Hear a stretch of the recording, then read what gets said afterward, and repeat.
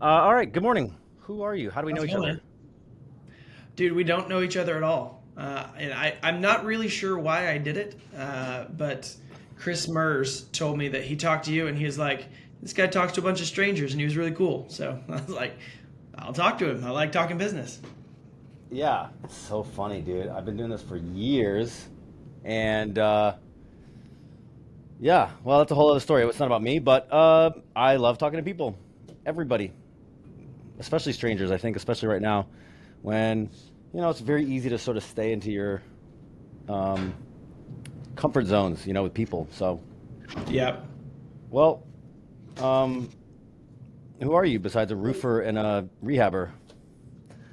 I was gonna say the same thing about you. I was like, I stalked your Instagram a little bit after I was like, I signed up to talk to this guy. Maybe I should know something about him. Um, No, so I do roofing. I flipped houses. I originally come from BiggerPockets.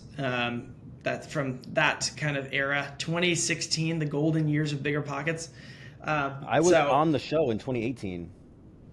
I probably heard your podcast. I would imagine. I would have to think back, and listen. I listened to probably 300 straight before I stopped really being that plugged in. I was 301. Oh, so maybe You it was missed right around that you time I missed it, stopped bro. You missed it. all the good stuff. Yeah, no, I enjoyed it. I think the challenge for me is I'm a pretty optimistic person, and so I listened to those podcasts and I was like, sick. So in 3 years, I will be a multimillionaire with 100 units. So it's like I had some stuff to learn as I went, and I think you kind of figure out your lane and Sure. what you're good at, and not just imitating what other people do. So That's that's life, my dude. That's I that's know. life. Hey, look at all these people what they're doing and you're like, "Well, I want to do some of that." And maybe I Yeah. think I want to do some of that, but the universe is like, "Yeah, you're not going to be good at that." And trying to find out what it is you're supposed to do and what it is you're not supposed to do, and then a lot of times grappling with like the ego of what you're supposed to do versus what you think, is you're like, I'm gonna Right. be a CEO. I'm like, I'm a terrible CEO. I would love. I think that's the interesting thing is being able to know yourself enough to be like, okay, I tried that, I sucked at it, and that's okay because that's just not who I am, And I think that's what I've started to discover is I'm leaning more and more into the idea of yeah, I just suck at that, and that's okay. I'm very much a visionary type, so I like staying at 30,000 feet, and I hate the minutia, I hate the details.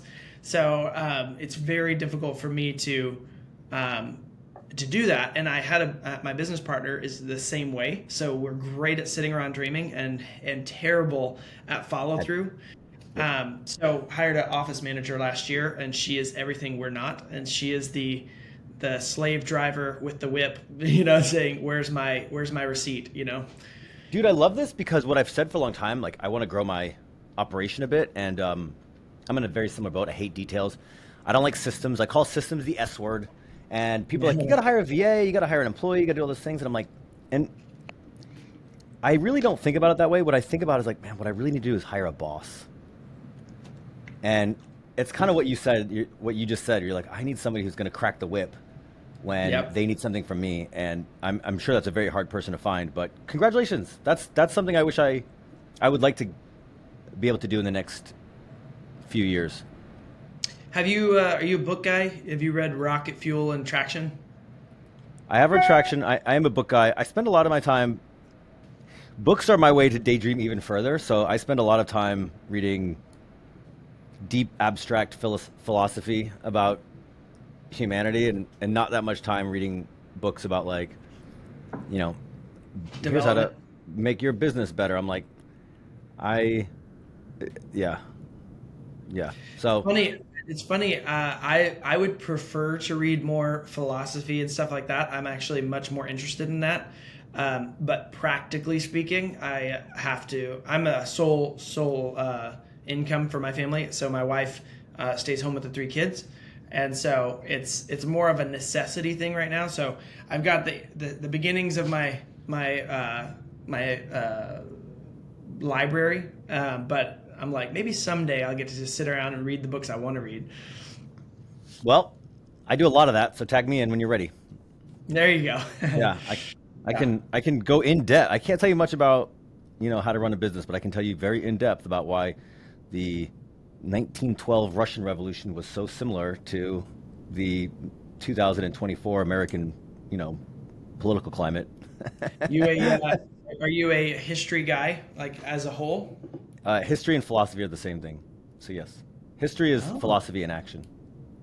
I like that. Yeah, I love history. It was my favorite subject in school, throughout college. And I think it's fascinating to study people that I disagree with specifically.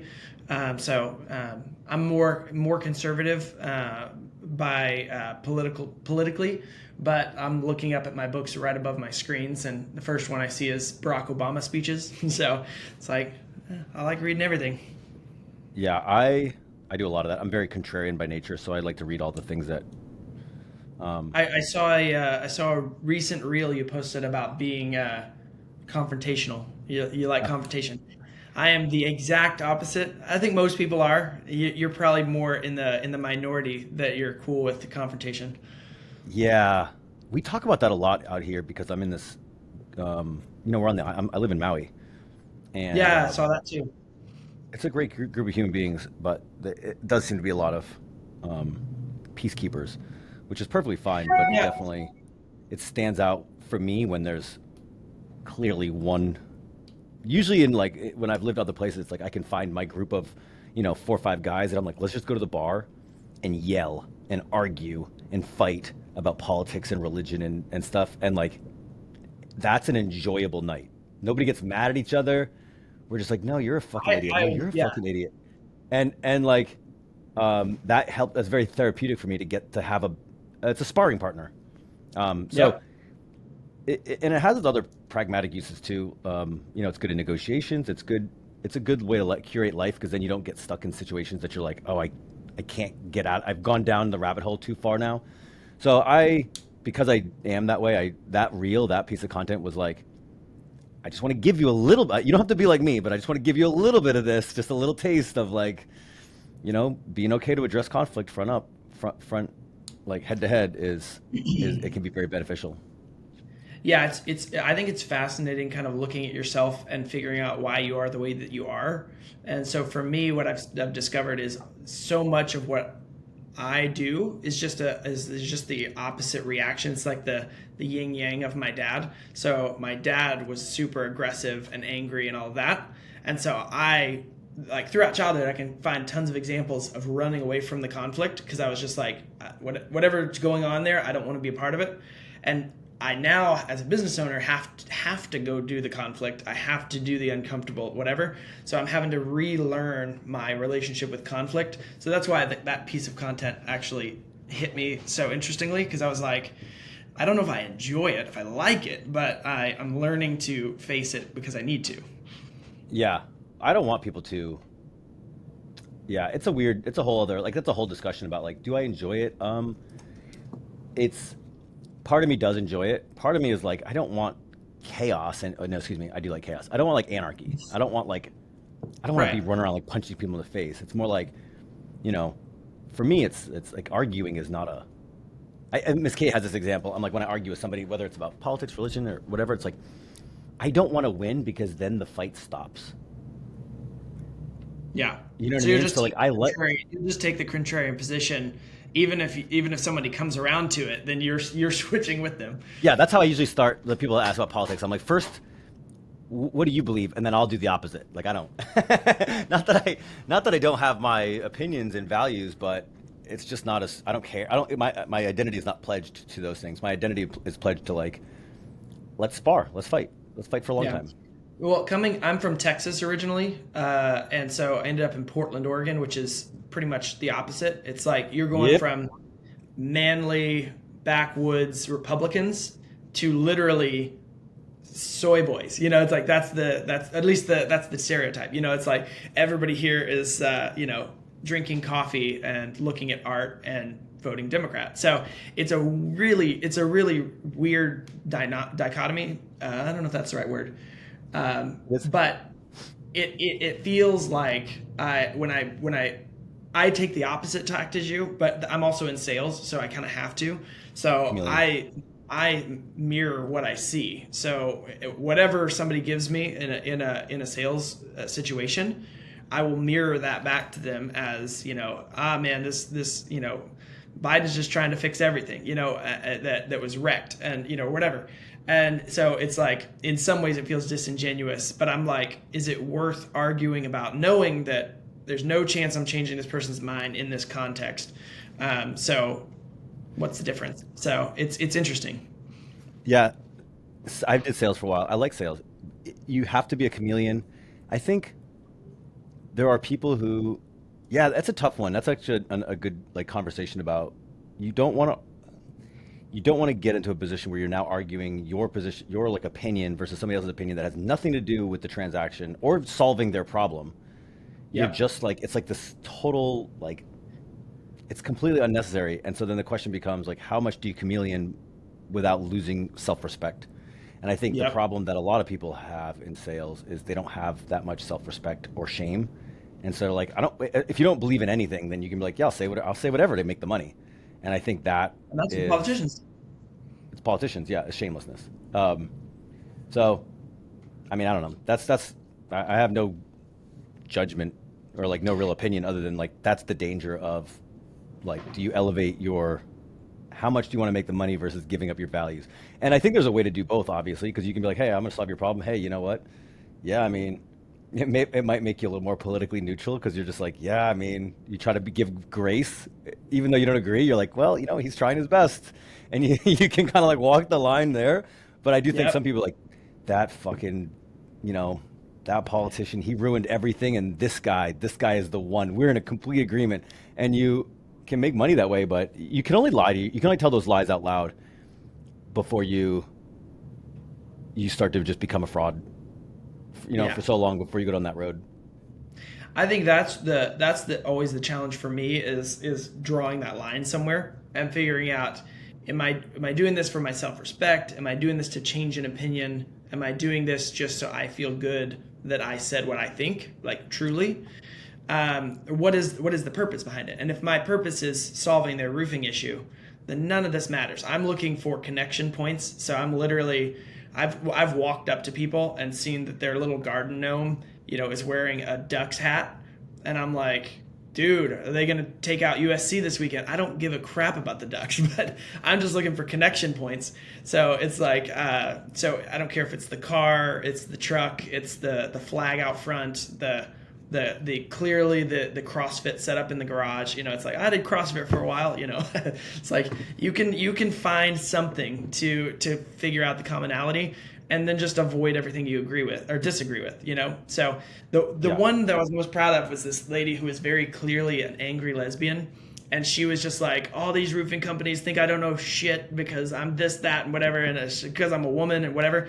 So I just respected the heck out of her and basically just kind of fed into the ego of it. And I actually honestly treated her kind of like a man, like a guy that knows everything and wants to be told that he knows everything about his house and that I'm just here to figure out what he knows, and it worked. And she was just thrilled with me. And she was like, everybody else, every other roofing guy comes in and acts like I'm a woman, so I don't know what I'm talking about. And it was I just gave her some respect, and that was it. So yeah, we live in a weird world. This goes back to one of the reasons that I like conflict so much, or one of the ways that I use my conflict-oriented nature to serve, actually, is I'm very tough on people right out of the gate. And I'm actually pretty tough on people I know on a very frivolous basis, meaning when I text people, I'll text them what's up, idiot, right? Or hey, loser, these little smack talks, right? But they're friendly to me, but obviously if you don't, that's not how most people talk. And I'm pretty tough on people. I push buttons pretty hard. And, if you don't know me that well, you might be like, man, Alex is harsh. But to your point, I treat people like they're tough enough to handle it. I'm like, you don't need to be played with kid gloves. You're you're a grown adult. You're tough. You have self-respect. I'm gonna respect you, and so I'm gonna teach you treat you like you're tough because I'm tough. And people, even though my fiance, when she first met, she's like, I don't know how anybody's friends with you. Like you're so like she liked me, but she's like, it's hard because you're aggressive. You know, you seem aggressive, even though um, it's not with ill intent. And so to exactly that story you just told, like if you treat people like they are tough enough to handle it, and you treat them with some respect, like they treat them like they have enough self-respect to defend themselves if you cross the line. So therefore, you don't have to treat them with white, with kid gloves. They Yeah. really resonate with that, and that's where a lot of people think. Certainly not everybody. I'm a polarizing figure, but the people who like me are like, we really like Alex because he's real, calls it as it is, doesn't treat me like an infant, doesn't treat me like, doesn't walk on eggshells around me, and then I can handle it because I know, because they're tough. So I love that story. Yeah, they can definitely handle it. The funny thing is, I think for me is I'm trying to read people and figure out if they can handle it. So like my wife is the fragilest of persons. So from the beginning, if I was not fragile with her, she probably just would not have dated me.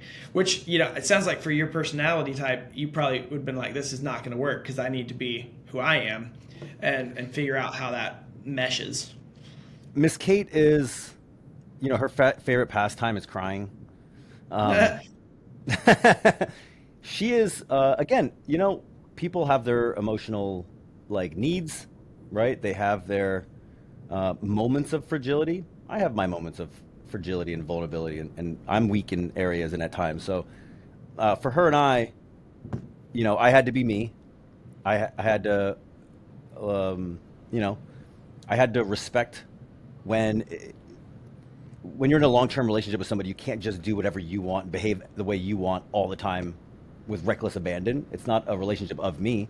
So we Right. definitely have learned to compromise where sometimes, she's I do have to treat her a little more delicate. And I'm okay with that. And then a lot of times, she's toughened up and she's also not again, she people are not fragile. They have moments of fragility. I mean, I can't speak for your wife, but I think there's certain buttons that you can push and not push at certain times, and it's just a matter of like, uh, like I said earlier, as I don't come at people with the aim to destroy through conflict. It's more like, hey, I want to I want to get you thicker skin because I have thick skin and it's a blessing, right? It's a benefit, and so I'm going to give this gift to you, and so I'm gonna, it's like you go to the gym. What happens when you deadlift a bunch? You get calluses. Your Right. hands don't fall apart. You get tougher. So I'm like, hey, I'm just gonna razz you a little bit until you're like, now everybody's like shit talking me back, and I'm like, see, now you got it. You're yeah. Now you're You're not sure. there. Nobody has a yeah. You're there. You're tough. So do you find that that's an out like, did you have an easy childhood, hard childhood? Did you have to grow the thick skin early, and that's why you kind of want everybody else to have a thick skin? I'm from Rhode Island, so people in Oh, the so you're Northeast one of those are guys. just we are just built that way. Everybody's like rough. As I say, I say I'm a little rough around the edges and a little rough in the middle too. Yeah. So there's that. We grew up in the Northeast, and people there are just that's just how they behave. And my dad was an antagonist for sure, and he was such a bad antagonist that in order to escape him, I joined the army. Oh, So that's like the first 22 years of my life was those sort of like, and when I joined the army, I was a paratrooper, and then I went to all male basic and then an all male unit. So it was a lot of warriors. Um, and now it took me a while it just made me very aggressive. It made me very negative, like hostile without the charm, without yeah. the goodwill. It was just like, oh, the guy's just, he's just harsh, severe for no reason. So it did take me quite a few years to understand how to use that as a as a as a tool to serve the good rather than just like Alex is obnoxious. It's like Alex is obnoxious but misunderstood, or Alex is obnoxious and charming, or it's like he's acquired taste. I'm okay with all those things as long as they know like my intent is good. So it took me years to um like bridge all that. How old are you now? 40. 40. There you go. I don't Reached the look it, big do I? I look 40. good. No, right? So I saw the significant other. Do you have kids or anything like that? Nope. Plan to do that at some point or no? No plans. There's like a 10% chance we'll have kids. 10%. Yeah, I don't know. It's funny because it's the different paths we take, and I feel like kids have changed the way. I don't know. Kids have changed a lot about me specifically. Yeah, like So what? I was a lot more. I think I was just a different person. It's funny how you kind of look through your years, and at least for me, I look at it in like decades. So I was one thing, 0 to 10, you're just existing. 10 to 20, you're kind of becoming a little bit of who you are. But then 20 to 30, I felt like I thought I knew who I was and I was growing into something. And then it all just resets at 30. And it's like, actually, it was closer to 28 when I started having kids.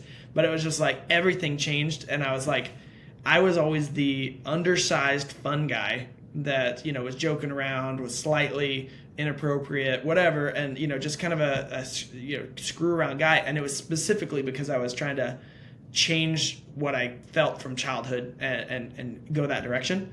And but then I got married, and oddly enough, I married someone more like my parents, and she kind of brought me back to serious.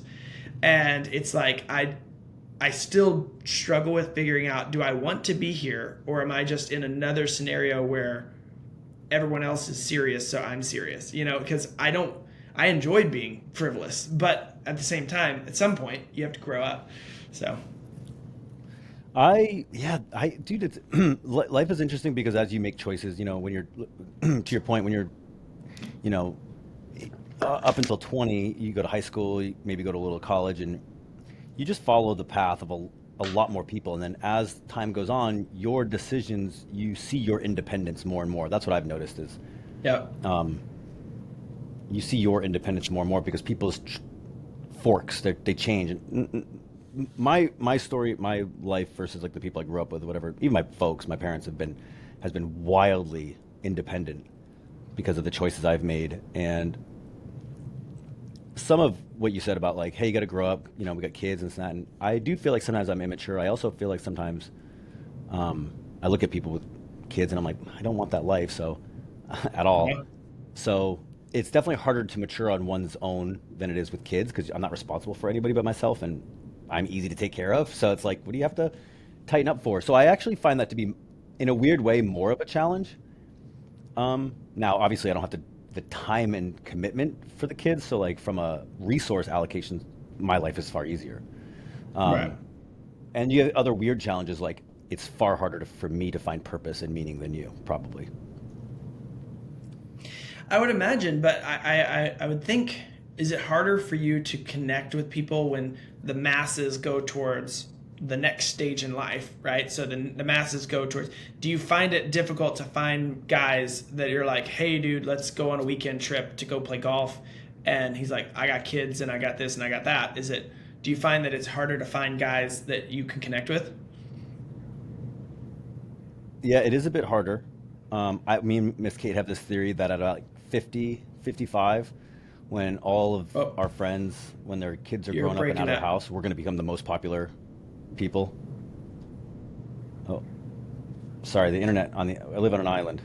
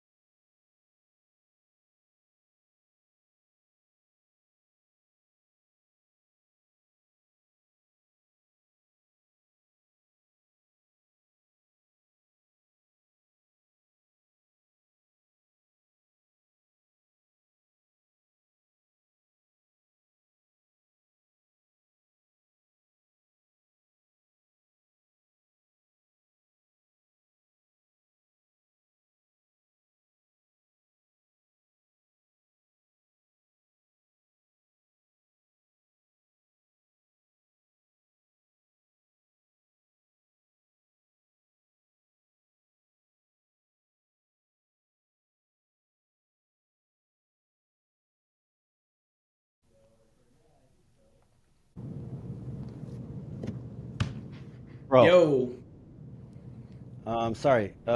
Christine, cut that big gap out. My VA, I'll have my VA cut that big gap out. So I live on an island. I don't know. We live in this office. Everybody else's internet doesn't go off, but my freaking computer internet just disappears just sometimes for it. no reason. There's a guy next to me. He's on a video chat. He's fine. Mine just You got this the lucky. computer. You got the lucky one. Yeah. Um, anyway, so sorry. Yeah, we'll cut back to that. We'll cut out that gap. I appreciate you staying. Yeah, I do find it like it's definitely hard to find guy friends that have the same experience. Although I don't need people to have the same experience, especially like I went to war. Nobody has few people do I connect with on like life experience at these points anyways. Also, I'm a social butterfly. Like I don't need one best guy friend. I need like a bunch. So Yeah. bouncing around is actually makes it easier where I'm like, you want to hang out for a weekend? Do you want to hang out for a weekend? Do you want to like everybody has free time here and there. But what Miss Here and Kate and I there. say is at like 55, when you're an empty nester and you're like, okay, I'm ready to live Daniel's ready to live his life again for the next 50 years, right? I'm going to be everybody's best friend because I'm like, dude, I got money. I'm well traveled. I speak other languages. Like, let's go to Spain. You know what I mean? Like, let's go do something. So I I went there think a few that's years when ago. It's great. in Spain, where'd you go? No, no, no. I'm saying that's what you're saying is, Oh yeah, yeah, I've already been there. That's why you're yeah, like, let's do it again. yeah. I went to Spain in 22 and in 2022 and 2023. You know, Oh wow. so How you know, was Spain? Just Spain, as an Spain's example. Spain's incredible, actually. The people there are phenomenal. Really. They're very inviting. The country is beautiful. Yeah, they just have a great culture, and they're very inviting, happy, friendly people. Contrast that to Germany, where they're tough, bro. They're tough. So Germans are the northeast of Europe. So like you guys. Yeah, yep. Which is fine but you can't even shit talk them if you don't speak the language. So they're just like, we don't have time for you. Go away. Yeah, just get out of the way. Yeah, my wife is Peruvian, so Hispanic by nationality, and so they're very familial, very slow moving. Like very nomadic. And the interesting thing is, I'm from Texas, so I'm not nomadic at all. I stay in one place, but I'm also kind of laid back. Um, but she's all about France, like French culture and stuff like that. So I'm interested to see what those people are like because I've heard that they can be a little bit more on the cold side, snooty and stuff like that. So I don't know. Yeah, yeah. The French. I don't mean to generalize, but there are. In America you can't stereotype, but when you go to Europe, you're like, those people are this way, those people are this way, those people are this way. It's fine. Well, Um, but that's the interesting thing is in America we have everybody together, but at least from what I understand, most countries in Europe are pretty homogenous. Like they basically stick together. So in France, there's not a lot of other nationalities. It's mostly French people. So it's easier to stereotype full countries when it's like a state in the US. It's only like you can stereotype Georgia pretty easily, but France is basically the size of a large state. yeah, 100%. Yeah, they mostly all have monoculture. It's like they're this way. America's like, I mean, You Georgia can and go Portland. regions. Georgia and Portland are definitely different at whole, but also, if you went to say Birmingham, it would be closer than if you went to like I don't know anywhere in Birmingham, Alabama. Like if you went to some smaller like rural place, I'm like that's gonna be very different. So, Yeah. like for example, we're gonna move to Texas. We're gonna go to Austin. Like it's a lot different than Lubbock. You know? Yeah. Yeah, even within Texas, Austin is like it's a mini Portland, like just dropped in the middle of conservative Texas. Yeah. So it's weird, because I have a bunch of buddies who are down in Austin, and it's very tech central, very artistic, like a lot of those types. And then you drop in Joe Rogan, it's like who knows, you never know who you're gonna get. Yeah, I think Elon's gonna go there too. Is he? Well, no, maybe I'm projecting. I hope. There's a lot of business there. That's what I love about. That's what we're excited about Texas is. It's like, you know, mostly rural, but you know, the lefties are moving in, and so it's coming. It's becoming a little bit more. I hate to use the word neutral, balanced. It's like, hey, we kind of got to serve everybody. I think they've done the same thing that North Carolina is trying to do, which is like, North Carolina got into political football a few years ago in a more extreme way in 2016 and 17, and then didn't really work for them. And they're like, we're just gonna be pro-business. We don't want to. We don't want to choose. We don't want to talk about bathrooms. We just want to. We're just here for business. And so I think Texas has sort of done that. They're like, hey, look, don't mess with the guns. Everything else, just business. Let's just make Yeah. money. Drive big trucks. Everything else, like you can dye your hair purple. We don't care. Yeah. I'm such a fan of Texas. Like as a whole, I'm still Texas bred. Like, so it's in my blood. I drive a big truck now and I'm like, look, I anticipate my retirement plan to be something along the lines of 50 acres in Texas in the middle of nowhere. It's ranch, horses, just leave me alone. You do you. Just don't mess with me. That's funny. I've never really been there. I'm from Rhode Island, and as a kid, it was like Texas was like, it was like as Northerners, you're like Southerners are the worst, right? It's that Yeah. stereotype. Like Southerners are the worst. Well, the world has moved so dramatically over the last 40 years. So now, the South, I spent a lot of time in North Carolina. A lot of time in North Carolina, it was fine. A little bit of time in Georgia. I don't like small towns. I don't like rural. I want to be in a city. Well, now, Georgia, like all of the deep South, for me, Alabama, Mississippi, Georgia, not a fan. I've played baseball throughout the whole South, and in Florida, and Florida's okay. I feel like Florida's its own beast, but like Mississippi, Alabama, Louisiana, pretty much all four of those states in a row, they're just trash. Like they're just awful. yo, I love the shit talk. I love an opinion. Nowadays, nobody has an opinion. Yeah, so we're gonna go there and we're gonna see how it's gonna go. We're gonna do 5 years. I love my movement and chaos, and Oh Miss wait, so Kate really you're wants it. moving there? Yeah, Oh, I thought you were saying you were visiting Austin. You're no, we're moving to gonna move there. Austin. Yeah, we're moving. We got a lease signed. We're gonna move there in like we have a move-in date of May 1. Oh, geez, so you're moving right now. So what made two things. One, after I signed up to do this from his thing, I saw that you do the podcast with Brandon. So are you planning? Are you still doing that from there, or are you quitting the podcast to go do something else? The second. Oh, Um, okay. I'm good at creating something new. Right? Oh, you got an idea? I can create. I am a creator. I can create something big, some big project. I can just rush in and create something. Once the machine exists, I'm useless. I don't want to run it. Boring. Boring. Boring and detailed and systems and yuck. I don't want to do it. So I came out here and I said, I want to build a podcast. I want to build this community, the Better Life community, and I want to build a studio. So I started the podcast. We did it on video. We started the community, 1,100 members, and I found this office, built everybody's, had the places designed, built a studio in there, and put it in there. And then I hired basically 3 people to run the machine. Next adventure. Nice. Next adventure. Also, island life is very hard for me because small town and 6.5 hours away from the next city. So I was like, I need to be around people. I didn't realize Maui was that big. I've only been to Hawaii once 10 years ago, and you could drive the whole, at least the one we were on, you could drive the whole island in like 5 hours or something. So That's you what I'm must saying. be. Oh, when I say 6.5 hours, I mean a flight to LA. Oh. I thought you were just saying, okay, I gotcha. You're No, I'm talking saying about flying to a real big city.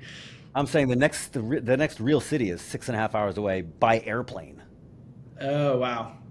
So yeah, I live in a town of 22,000. The whole island is 260,000, 250,000. It's very small for Well, me. And I'm the number one most extroverted person on planet Earth, so I need a lot of people. yeah. Well, Um, Austin will do it for you. There's yeah, all plenty. right. Well, that was a lot about me. I got a few more minutes. Like, what? I don't know, dude. How can I make your life better? What do you need? Um, I don't know if I need anything. I mean, I just like talking to people. I enjoy getting to know different perspectives. I think hearing from a guy like you that's more unencumbered, I think is really fascinating. When you talk about going to a bar and arguing with people for on purpose, it reminds me of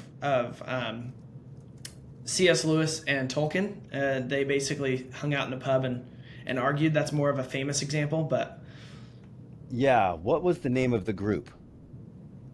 oh shoot, I don't know if I'm gonna remember that. I I can love Google. C.S. Lewis, by the way. Oh, a huge C.S. Lewis guy. Lewis. The Inklings. The Inklings. Yeah. Yeah. Yeah. Yeah. I Who love were the C.S. Lewis. four Inklings? So, Um. yeah. Hey, I know a woman named Jen.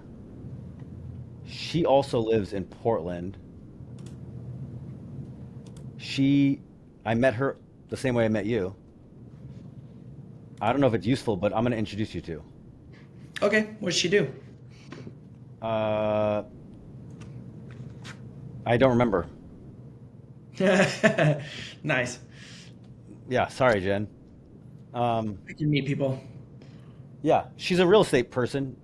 She met me through here, so like I find that people who like me find to like each other. Right. Right. So, Nice. and that's one of the things I just like to do with this is like, I don't know, how can I just connect more people, How can I Yeah. connect more people that are in the same industry it's a weird thing. It's like when you put a link on the internet and you're like, hey, I just want to talk to strangers and people say yes. I'm like, that to me is a giant, like red alarm, like siren that says like this culture is isolated. Yep. And I don't mean that as a negative of you. I just mean like, or anybody like, hey, I don't know your life. I don't know if that's how you feel. But as a whole, I think it's very unspoken because we all feel like we're fucking connected and talking to people all day. And then Yep. I'm like, but why do people reach out? And you're like, I'll just talk to anybody. So I feel like people are, like maybe like a sort of an internal cry for, not cry for help, but definitely cry for connection. So when Yeah, people, I think we're super disconnected, despite being connected, like you said with the phone. It's like you're not actually connected. And the interesting thing that I find, at least for me, I'm a Christian. So from Texas, I go to a massive church here in Portland. And the challenge with that, by the way, I started when it was in a school with like 300 people, and now we're up over like 5,000 every weekend. So it's absurd. But I know a lot of these guys that I grew up with. We were all single together, and then we're married. Now we all have kids. And some of them are pastors. And the one defining feature about Christians that I find across like multi-state, like there's Christians in Texas are very different from Christians in Oregon, is how fake they are. Like it's so easy to see somebody at church and be like, I'm praying for you, and then walk out, and they just never get to that level like you're talking about. Like I don't sit with those guys and argue in a bar. I don't sit anywhere and argue. We all get together and play games and agree with each other. And it's like, that's annoying to me. So I'm not a conflict guy at all, but I like depth of conversation. And the one thing I'll say is so many times they all stay 3 inches deep. And I'm just like, what is this? What's the point? Like we all agree. It's like, I enjoy like I said, reading Barack Obama's speeches. I like reading people I disagree with. I want to feel something, I guess. But that's why I wanted to meet with you, because I was like, I have no idea what you're about, but it's good to talk. Yeah. I got a little group you might be interested in joining, a little WhatsApp group. Yeah. It's not conflict oriented, but it's definitely people who are. It's new, but it's pretty surface level now. But I know everybody in it. I'm like, these are all people looking for deeper connection. It's just a matter of like how to facilitate that in a way that's healthy for everybody, because certainly my way is not for everybody. And on the internet, it's hard. Even though you talk to somebody, it's hard to go like deep. Yeah. Yep. And have a dialogue that way. But I'll send you an invite to this group. I think you'd enjoy it. Yeah, surface level is tough. Another reason why I like to go, why I like to be to do, why I'm so conflict oriented. I'm just like, let's rip these band-aids off, and that way we get through the pleasantries fast, and we can find out,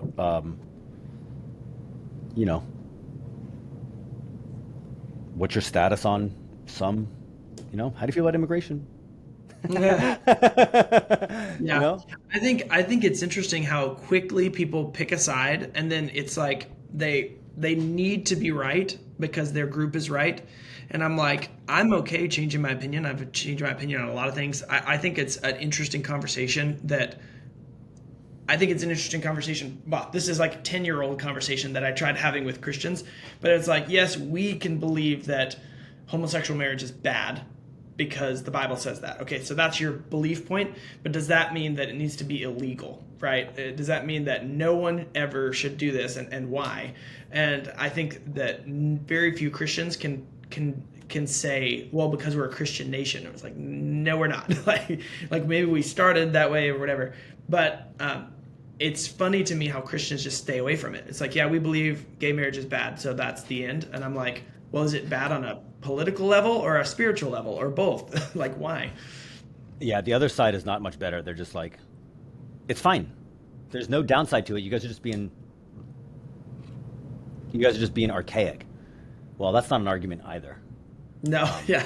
They don't ask. Yeah. They don't ask the why either. Like, why was this frowned upon for so many centuries? What did the people before you know that you don't know? All good questions that nobody wants to answer. They just want to say. Well, a phrase I use a lot is like, people don't want to know what's right. They want what they already know to be right. Yes. Yeah. They need confirmation as to why their group is correct. And I think that's interesting, like on a psychological level. Like, why do humans get together in groups and then and it's almost primal. It's like we get together with people we agree with and stay with people we agree with and vilify everybody else.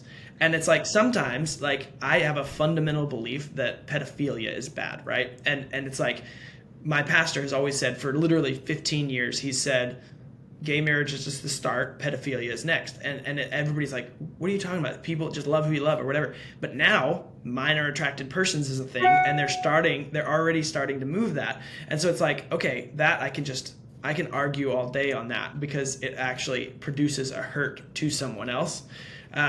So anyways, but it's really fascinating because I'm like, it doesn't matter what group you're in. You will. Did you ever read a book called, I think I have it up here, Ordinary Men? No. I read this in college. I took history of the Holocaust. I think you might enjoy it. I've read quite a bit about World War II and the rise of the Nazis. So Ordinary Men is just a book I read in college. It was part of the curriculum. That and the one by Night by Eli Wiesel. I don't know if you've read that one. That's he actually survived the Holocaust. Anyways, Ordinary Men is just stories of normal German police officers who committed like massive genocide. And basically it was like they were, by the end, literally just lining people up and shooting them in the back of the head. And it was like, how did you get this guy who was just your next door neighbor to do this? And it's just groupthink gone so far.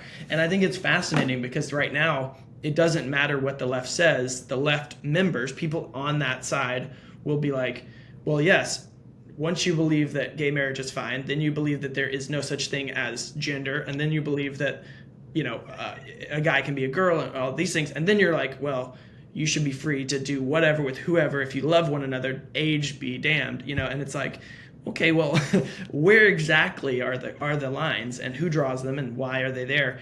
That's why I find Christianity to be such a good base to stay from, because if you believe that, then from that you have guiding principles.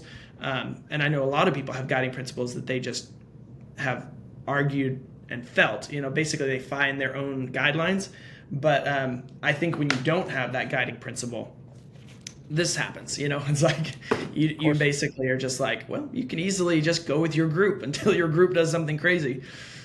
Yeah, it's happened quite a few times in history. The Soviets did the exact same thing. It was group identity turned into revolution, turned into prosecution of group identity that wasn't in power. Yeah, I'm curious. I'm curious what happens in the U.S. because right now, groupthink is just diverging, and it's like, well, eventually the winning party. I mean, they're already doing it to Trump. Like as far as like, it's literally the exact same thing that Trump did and is being prosecuted for. Biden has done and been proven. Like with the document stuff. So I'm like, so really it just doesn't matter, like, because the president did it, and you're just going after the one person. So it's like you're just as bad. Yeah, we're playing chicken with who takes power first. But I don't personally believe that one side is bad and one side is good. I believe they're both going to corrupt themselves to take power first. I don't know who it'll be, but it won't matter. It'll be bad. One or the other is bad. But anyways, yeah. But I like this conversation, but I do gotta split, unfortunately. No worries, man. I didn't know if this was 30 or an hour, but okay. Are you shooting me a group text, or how do you want to do that? I'll send you an email. Okay, sweet. All right, man. Well, it was nice meeting you. Dude, it's good to meet you. Let's stay in touch. I'll hit you up if you add me on that WhatsApp group, then we can do that. But I'll eventually be in Austin. My best friend lives in Austin, so we've been trying to figure out a time to get down there. So maybe when you're in Austin, we'll grab lunch or something. Heck yeah, yeah. I plan to be the most popular person in Austin pretty quickly. So. I'm gonna have to book you fast. Yeah. No, I just mean we'll have a. Yeah, my hope is we'll be able to build an office quickly and have a place for people to hang out a lot. So. Yeah, my buddy in Austin is also the reason he's my best friend is because we have depth of conversation. He's one of the only ones, so I'll bring him along. He'll be fun to have a conversation with. He's a Ukrainian but raised immigrant, and he's a fascinating guy. Nice. Anyways, all right, man. Hey, it was great meeting you. All right, hang tight 1 second. Don't leave.